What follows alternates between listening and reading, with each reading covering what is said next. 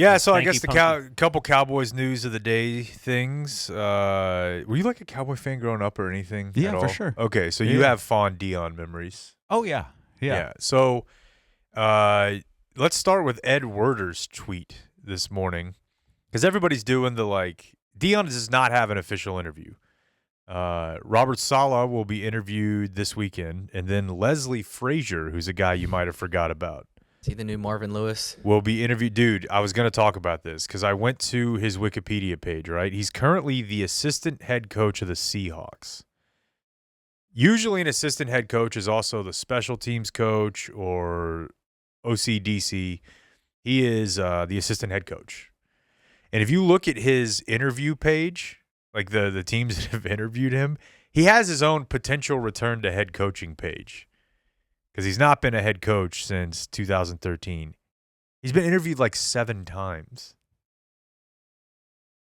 Who was he the head coach of? The Vikings. Oh, okay. For a couple years. And he's been a DC since then, but he's been interviewed by, let's see. So the 65-year-old black guy, you don't Ravens, think they're actually the Dolphins, really interested? The Giants, the Bears, and now the Cowboys. And I actually didn't know this, changes to the Rooney Rule.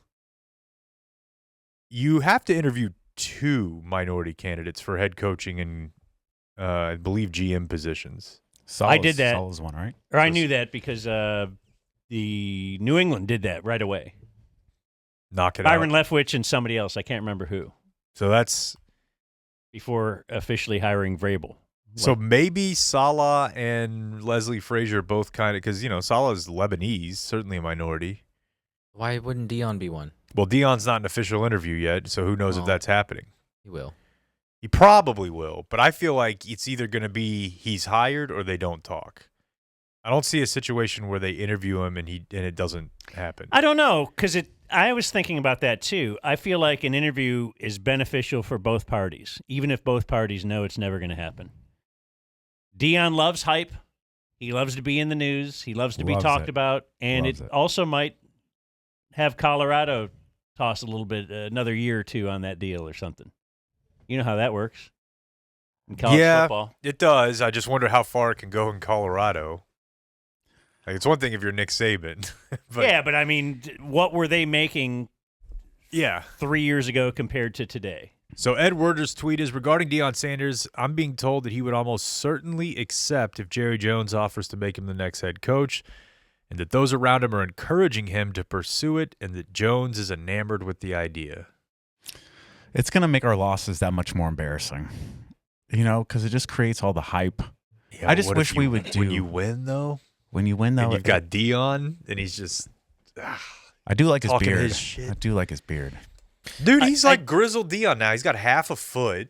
He got a gray beard.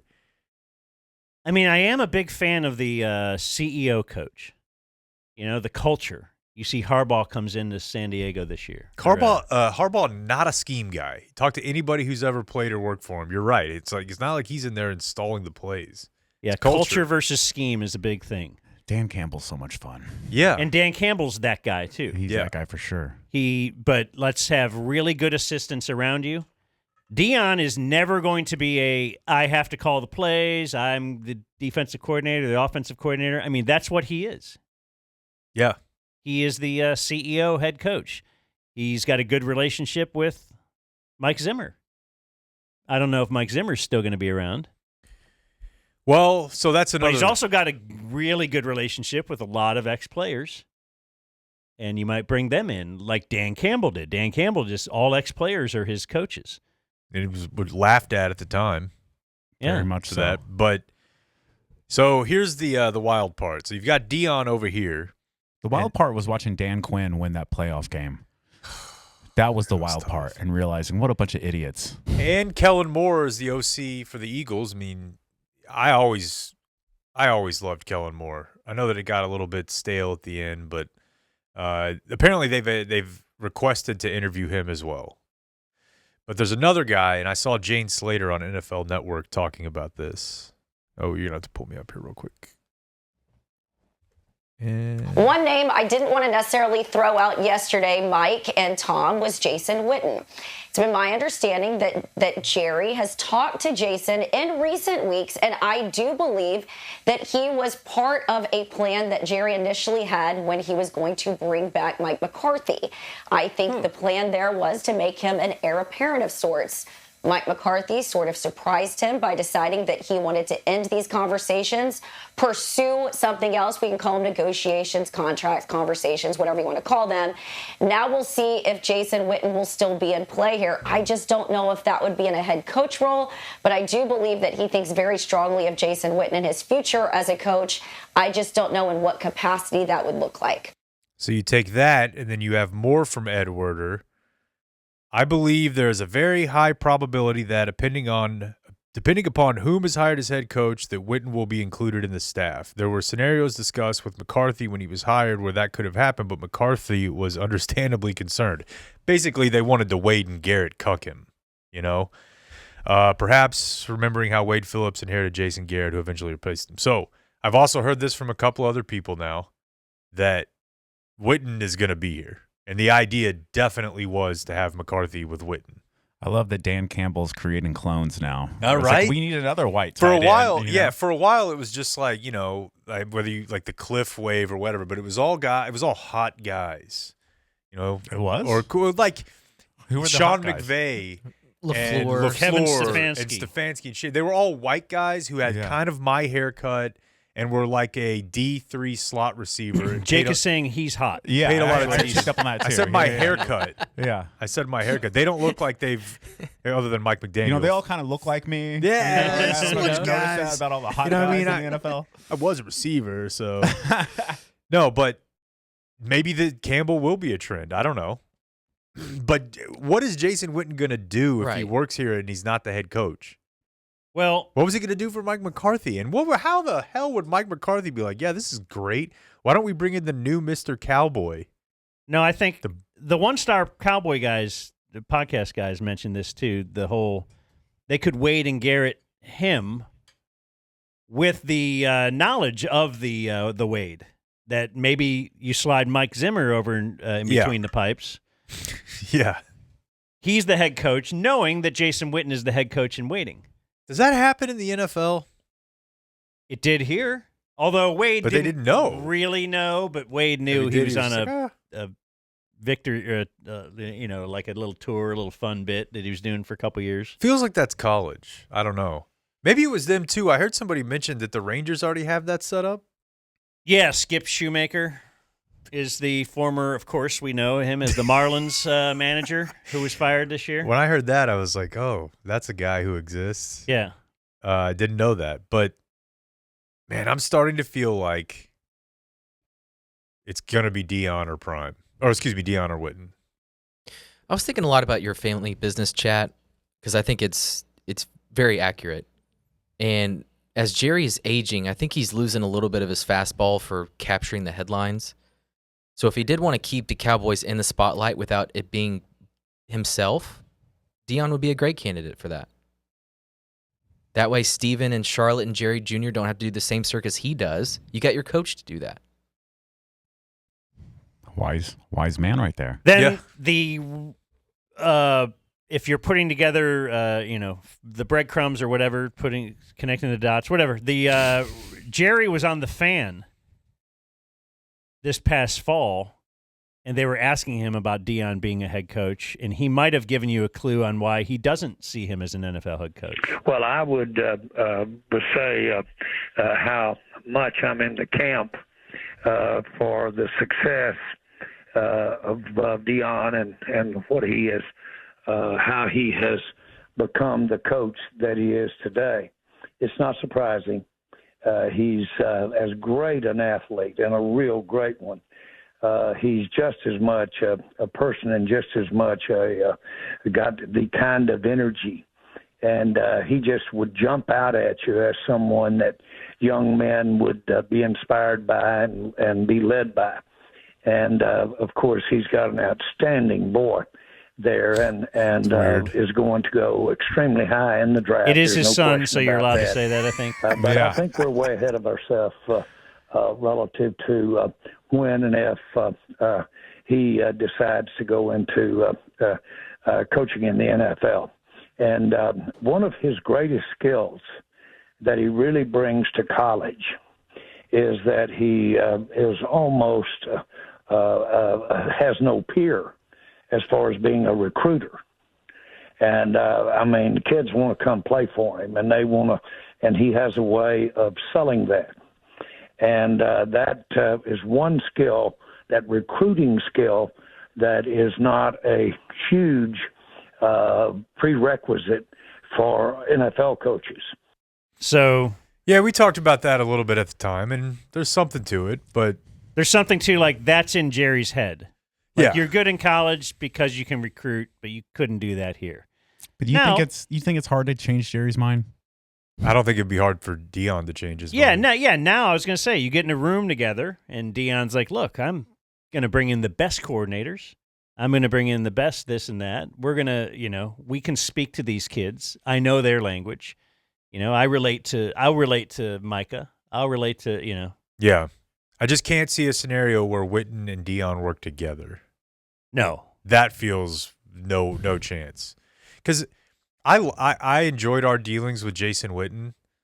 For the most part, there were a couple times where, they would lose and he would just ghost us the next day. Yeah. But I think, I don't know how to say this because I wasn't there, but I think he was like a little bit more of a hard ass, bordering on a-hole in the room than people think. He's got a real dry cheeseburger vibe to him. You know what I mean? Like no sauce. I just think he was, whether it's, people might say like, what are you going to take Marty B's word for it? But like Marty B made it seem like Witten was very intent on like, you're not taking anything from me. Like Favre and Aaron Rodgers type thing. And he's a nice guy, but I also think he's a little bit crazy. And I guess I also think that about Deion, so I don't know that they would work together at all. So it's probably either Deion comes in and he's hiring coordinators, or someone else is the head coach like Mike Zimmer or Leslie Frazier, I guess, and they have Witten foisted upon them, which always works. Right, but it's a very Cowboys thing to do. Very much, yeah. So, I feel like it's going to be one of those two now, which is crazy. I feel like I want Deion only because whatever. Right? Just give me a show. Give me a show to watch because it's either going to be terrible or a show to watch. I mean, would you let's say he said, I want Ben Johnson. Would that really excite you? Yeah. Okay. Yeah, it would excite me. That would scratch the itch of fan and media person, I guess, that I would like, because they run crazy ass plays. That's fun every week. Oh, look, the fat guy threw the ball. That would be enough for me. If you're Ben Johnson and you have the choice of all the jobs that are open, what are you taking? I don't know. Did you hear Troy talking about this the other day? Like he was on pregame on Monday Night Football, and Scott Van Pelt's like, it's a top 5 job. Oh, as far as like Troy said, I don't know about that. I was about to say the same thing. Is this a place you want to come anymore? Yeah, that's the thing. Now there's only 6 jobs, and I think that's probably about average. You maybe could sell me on like Jacksonville being better, just because. Well, it depends what you think of Trevor Lawrence. Yeah. But as far as you would have more power, although they did keep their GM, who has been responsible for. They did, but I also watched their end of season little press conference clips, and their dastardly Indian owner, or I can't recall. He looks like Arthur Blank, but from the subcontinent. I feel like he's up to a little crime. Yeah, I don't know what Alibaba is, but like I'm pretty sure. Yeah, like, I'm like, if you're like this guy owns it, I bet. Yes. Yeah, for sure. He said in that with Trent Baalke, the GM, on the call, somebody asked about like, hey, who's going to be in charge? He's like, I want the coach to be in charge. And they're like, well, what if they wanted the GM fired? He's like, that's something we'd look at. Wow. Okay. So who knows? But I definitely would still take Trevor Lawrence over Dak. Really? No, the question is Trevor Lawrence over Caleb. If he had his choice of those jobs. Yeah, that's true. It feels like Mike McCarthy is going to New Orleans. if you are just to look at everybody and where he might land, only because Chicago, I think, really wants Ben Johnson. Now, does Ben Johnson not choose Chicago? Don't know. Because I could also we put together McCarthy in Chicago before the season was over. I know, based on just him looking like sausage. He looks like sausage, and he has ushered a couple of young quarterbacks into. Sure, Caleb's also a big Aaron Rodgers guy. Is he? Yeah, Like they're similar. He talks about him a lot. Yeah, so I could see that. You got the Packers rivalry, but just back to the Cowboys. I can't believe that they did this way again. Like, McCarthy got flown to Chicago yesterday. They asked to interview him a week ago. And Jerry's like, oh, well, look, it's in the contract. You can only talk to me, so I think tough at that titties. time he really thought he was going to get him an incentive later. Does he in the just think contract. this every time? Like, every time he goes Yeah, he into thinks he can sweet talk anybody. I guess it's like think Dan's rule on office place harassment. It's worked enough. Here, to take where- this 2-year deal. Take this incentive-based contract. Take Jason Witten on your staff. Take this play caller. Yeah.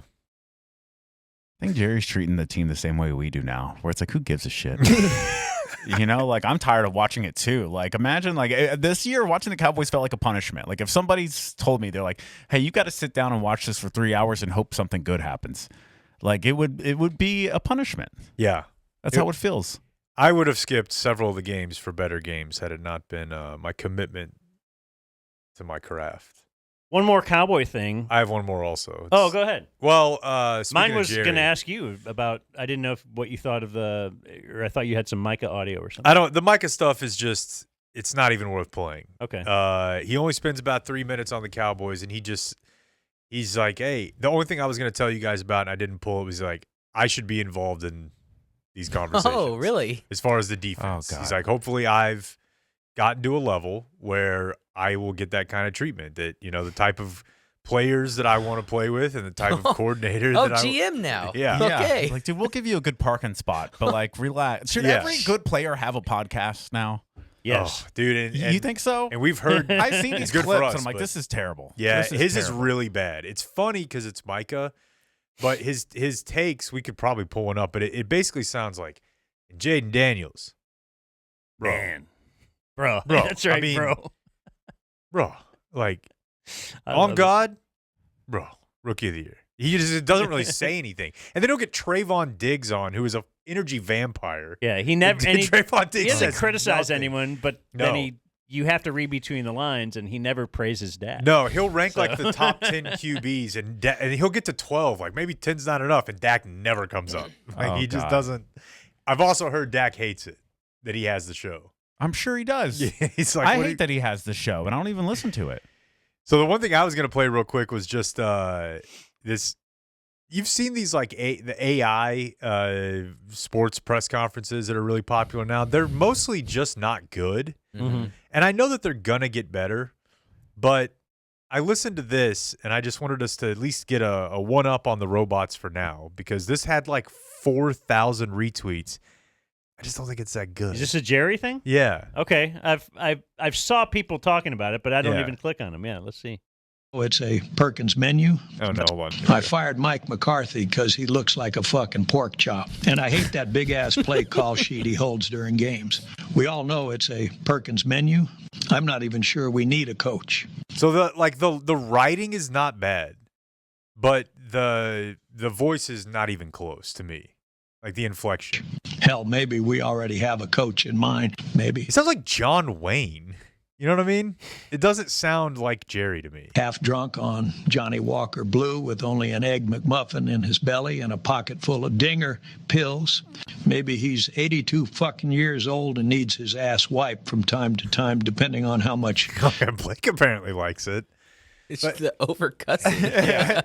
This is really probably the only punchline. How many shares? How many tweets? How many Dude, likes? I'm telling you, it had 4,000 retweets. It was everywhere. It was on And Instagram, so that means Reddit. 200,000. Like, As somebody who has to put stuff out on social media, like sometimes I'll see a clip and like what it is, I'm like, I know. I got like 200 on my last clip, and I thought it was gonna just. I take know. off. I feel you, yeah, bro. Yeah. They're suppressing you. Yeah, what's up with Elon, man?